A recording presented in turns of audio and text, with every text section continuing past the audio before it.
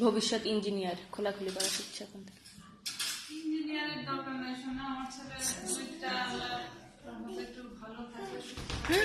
আহারে এইটার জন্য এরকম হয়েছে, কিন্তু ও কান্দে না তো পড়লে, অনেক ইয়া খুব শক্ত, খুব শক্ত। আমি অনেক ক্ষেত্রে দেখি যে মানে খুব জোরে ব্যথা লাগছে, কিন্তু এটা তোমাদের জন্য আরো হয় না, অনেক মারা আছে পড়লেই এগারে। না না ছোটবেলা থেকে